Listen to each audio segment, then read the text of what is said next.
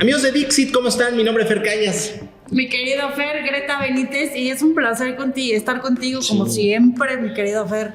Oye, y hoy estamos en un lugar que a mí me trae muchos recuerdos, porque bueno, tú sabes cuánto quiero a la Cruz Roja Mexicana. Desde chavito, ahí andaba yo, y así desde chavito conoces a gente excepcional, y hoy tenemos a, sí lo voy a decir, ahora una heroína.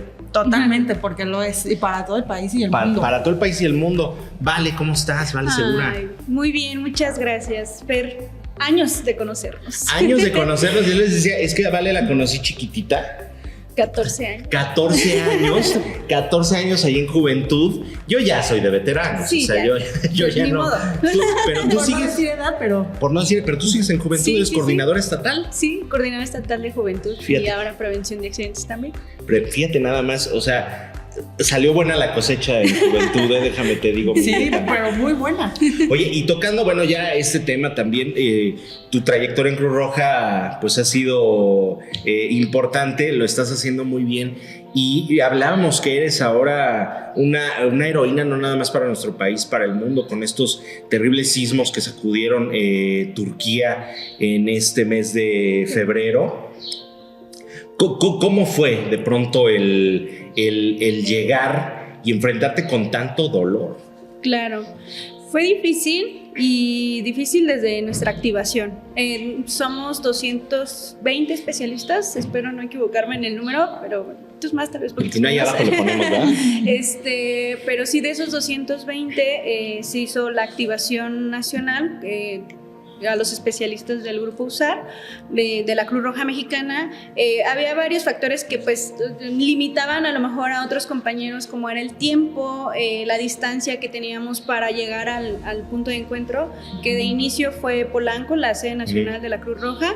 Entonces había pues bueno, desde ahí ya factores, ¿no? Al final de cuentas fuimos 15 voluntarios y fue difícil, definitivamente. Yo creo que algo que jamás nunca había visto en mi vida, pero la verdad es que me siento muy contenta porque llegar ahora sí que tan lejos y prestar ayuda, o sea, lo que a lo mejor nosotros podemos hacer día a día, a lo mejor de otra manera, pero ahora cruzando un charquito más grande, sí fue muy impresionante todo el llegar y ver el dolor. Algo que te iba a preguntar, ¿cómo fue cuando ustedes llegaron a Turquía? O sea, ¿con qué fue lo primero con lo que se encontraron? ¿Qué fue lo primero que llegaron a hacer? Llegamos a Turquía, tengo un poquito como que confundido los horarios, pero eran como más o menos entre 6 y 7 de la tarde, y de ahí nos movimos a Adiyaman. A Adiyaman llegamos aproximadamente como a las 3:30, casi 4 de la mañana. Entonces había que preparar el equipo, prepararnos nosotros, descansar un poco porque, o sea, esperar a que nos asignaran ya un lugar en el mismo Adiyaman para atender la emergencia. Y así fue, nos preparamos, al otro día desde temprano empezamos a nuestras labores, a lo que íbamos. Y sí, pues no sé qué les puedo decir, porque pues es algo que yo creo que es indescriptible, ver tantos edificios colapsados. Tuvimos a lo mejor un acercamiento con lo que pasó en México, pero yo creo que no se compara, no tenía un punto de comparación con esto.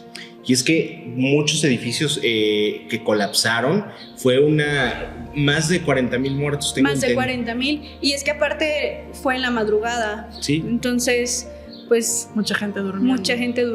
Se estaba durmiendo, y familias. No tengo el dato exacto, pero al menos en los rescates que a mí me tocó estar, o en los escenarios, la mayoría eran niños y mamás. ¿Cuántas personas rescataron ustedes? Fueron 4 con vida y 36 cuerpos. Okay. Con vida. Sí. ¿Cómo fue eso? Porque aparte trabajas contrarreloj, o sea, claro. Mientras cada minuto cuenta, cada minuto se va esfumando, vamos a decir, esta esperanza de vida, pero ¿cómo fue el primer rescate con vida? ¿Qué pensaste? ¿Qué pensó el equipo? A mí no me tocó con rescate con vida, pero, o sea, mis demás compañeros sí, y justamente iban contrarreloj. ¿Por qué? Porque ya obviamente tenían pues 3 días, 4 días, me parece, atrapados, sin agua, las temperaturas de menos 15 grados frío por la noche. Sí, o sea, todo estaba en nuestra contra. Lo único que teníamos era nuestro profesionalismo y las ganas y el apoyo también de la gente de allá. Sí, porque también, bueno, es bien sabido, digo, días más, días menos, también el ser humano, o sea, en condiciones, no sé, creo que cuántos días puede aguantar sin agua, sin alimentos, con climas extremos, y aparte, pues está colapsado, pues arriba del cuerpo, sí, claro, con pedazos de concreto y todo, y pues obviamente también el oxígeno es parte vital de que podamos rescatar, bueno, se pueda rescatar a alguien con vida, ¿no? Sí, claro, ¿no? Y al final de cuentas, donde podría llegar a ser la misma fuente de oxígeno, pues también era donde entraba el frío y ese tipo de cosas. Y sí, en algunos casos, bueno, mis compañeros rescataron personas que sí ya estaban delicadas por el tiempo que llevaban atrapados y pues bueno, todo el escombro, que a lo mejor algunas heridas causadas por el mismo escombro. Sí, claro. Y como rescatista, ¿cómo pones de pronto esa barrera? Porque, digo, no se compara a lo que vivimos en México en el 2017. Fueron, bueno, en todo México más o menos 300 las personas fallecidas en esos sismos. En la Ciudad de México 120 y tantos, muchos edificios colapsados, pero como dices, o sea, no tiene comparación con lo que hemos vivido aquí en México, el sismo de Turquía, uno de los más mortíferos que les ha tocado a ese país. Pero ¿cómo pones de pronto esa barrera? Porque es mucho dolor, o sea, es ponerte a ti en el epicentro del dolor físico, humano, mental, como es el principio de humanidad, ¿no? Hay que aliviar el sufrimiento humano, pero ¿cómo logras hacer eso? ¿Cómo logras que de pronto no te afecte estar en esa burbuja llena de dolor? Creo que concentrarnos y enfocarnos y tener siempre bien en claro cuál era el objetivo. Llegábamos a algún escenario, el perro hacía el marcaje, íbamos sobre eso. Nosotros confiábamos también en nuestros perros y que no nos iban a fallar, y así fue. Entonces trabajábamos hasta llegar con la persona. Tenía a mis compañeras que estaban apoyándonos con la búsqueda tecnológica y todo, cámaras y demás. Entonces ya que nos decían si se encontró, entonces vamos a trabajar, y era simplemente enfocarnos, yo creo, en sacarlos, porque para ellos en su religión nos comentaban que era muy importante el al menos tener el cuerpo.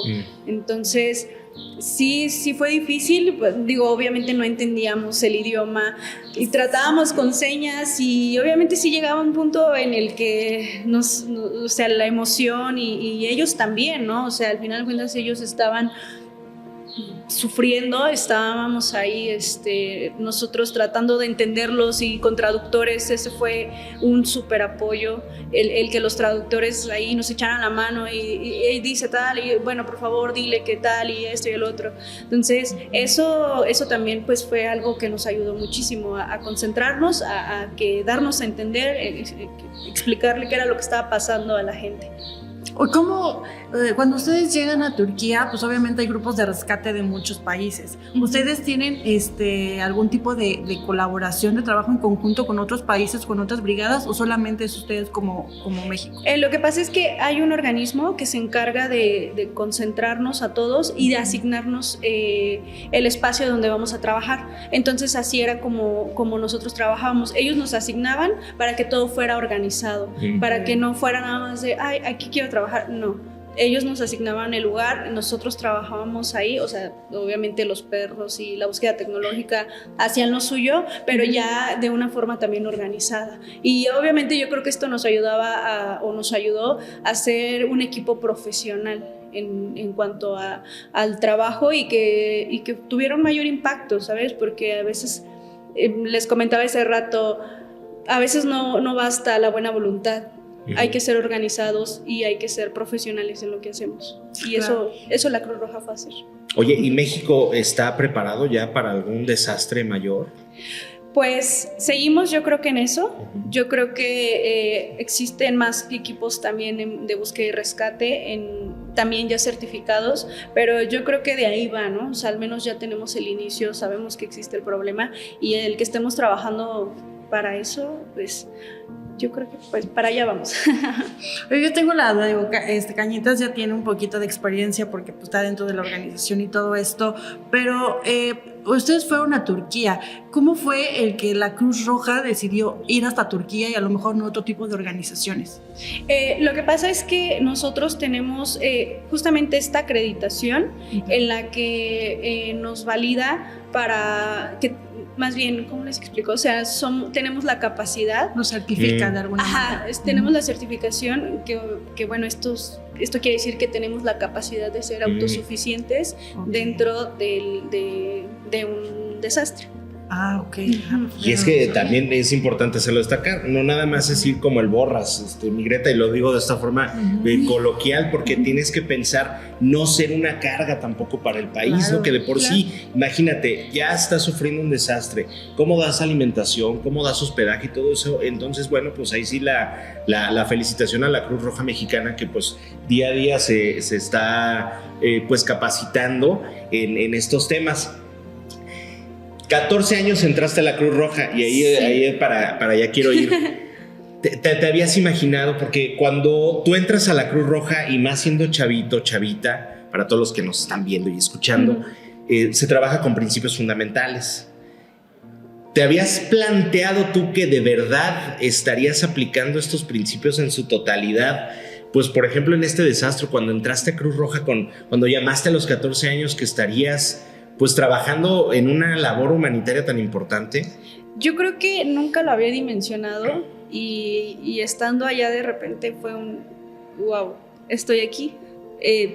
Después de 13 años, creí yo en algún punto que sí, la especialidad de búsqueda y rescate en algún punto se ocuparía y demás. No creí que fuera ahora, yo pensé en muchos años, tal vez en algún desastre tal vez me toque. Y de pronto despierto y hola Turquía.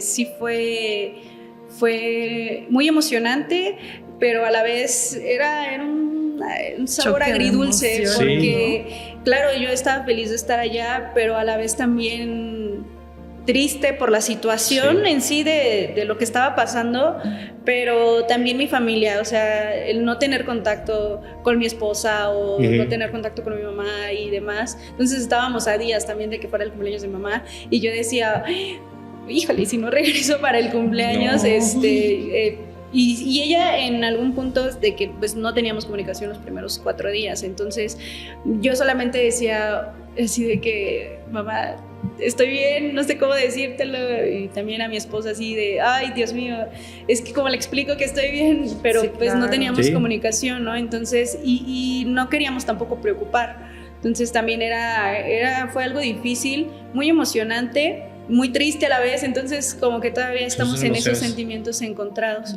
Yo creo que algo que también, al menos ahí hablo en lo personal, me ha ayudado la terapia, creo que es algo importante para todos. Justo era lo que yo te quería preguntar, porque, o sea, ¿cómo lidias post? O sea, ¿qué pasa después de vivir, estar inmerso en un contexto de una tragedia tan terrible?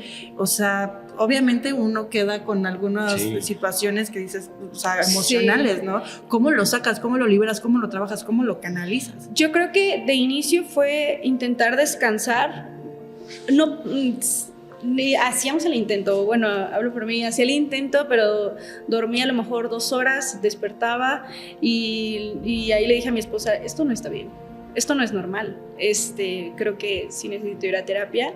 Y así fue, creo que me ayudó bastante. Obviamente es algo que pues, tiene que seguir, ¿no? No es de la noche a la mañana, pero me sentí muy bien y yo creo que también eso es una invitación a todos los que nos escuchan, nos ven, no sé. La salud mental también es algo importante que cuidar, que a veces como rescatistas lo descuidamos o no sabemos, simplemente no le damos la importancia, pero afortunadamente creo que yo tenía una red de apoyo muy sólida que nunca me soltó y fue de ¿y para cuándo la terapia? y ahí estuvo. También aquí la delegación, siempre al pendiente, ¿cómo estás? Descansa, o sea, porque digo, llegamos nosotros a México el jueves, el viernes ya estábamos aquí en Querétaro y yo dije, bueno, me presento el lunes a trabajar, ¿no? Como si nada hubiera pasado, pero no, o sea, también aquí en la delegación fue un descansa. Esto fue un choque, tal vez no lo habíamos dimensionado, pero sí, yo creo que la terapia es algo súper fundamental en el bienestar del tú. Sí. Pues vale, de verdad que ya eres, soy tu fan, déjame te digo. Yo, Sí, la tuya. No, la tuya. La tuya, lo que sea. De verdad te lo digo, eres un muy buen ejemplo, y como ejemplo que eres, porque yo te aseguro que muchas niñas, muchos niños, muchas personas que de pronto los vieron, los siguen en las redes o ahora mismo también en estos videos dicen, oye, yo quiero hacer eso. ¿Qué les recomiendas? Yo les recomiendo que se capaciten, que confíen en ellos. Eso yo me llevo y creo que es algo que tengo que seguir trabajando en el no hacernos menos nosotros mismos y pensar que sí se puede y que vamos por algo más, siempre por algo más grande. No sabemos que venga, pero seguramente hay otros pasos que hay que cumplir y hay que seguir trabajando, capacitándonos, cuidándonos sobre todo. Y pues es eso, les comentaba desde hace rato también, la profesionalización, eso es importante, no basta la buena voluntad, hay que ser profesionales en lo que hacemos y obviamente si a eso le añadimos un poquito de amor, yo creo que es diferente. Claro, pues vale, pues muchísimas gracias por darnos este espacio, por poder platicar contigo, que nos platicaras tu experiencia y pues cañitas. No, hombre, pues muchas gracias. Y gracias a todos, de verdad. Es algo que yo creo que no se imagina la gente, pero cada mensaje, cuando tuvimos oportunidad o acceso a internet y así a las redes, o sea, yo veía los mensajes y decía, wow, o sea, es gente que claramente no nos conoce, ni nosotros los conocemos a ellos, pero el que dijeran, vamos, estamos con ustedes y son un orgullo y eso, nosotros, yo creo que eso fue algo que hizo que no paráramos, que estuviéramos ahí dándole y que no queríamos decepcionar a nadie. Entonces queríamos regresar contentos y satisfechos con lo que hicimos y se logró y obviamente la respuesta de la gente, eso, wow. Pues ya, a nombre de México, muchas gracias. Sí, no, qué orgullo tener una queretana como tú, bueno, como tú y como todo tu equipo y mexicanos como ustedes, que ojalá pues todos fuéramos con ese espíritu, ímpetu y profesionalismo. Y que sepan que en la Cruz Roja Querétaro pues hay profesionales, están en buenas manos. Bueno, sí, cuídense, porque también, el mejor servicio es el que no se da, entonces, ¿no? Totalmente. Bueno, muchas gracias. A ti, vale, muchas gracias. Qué bonitos.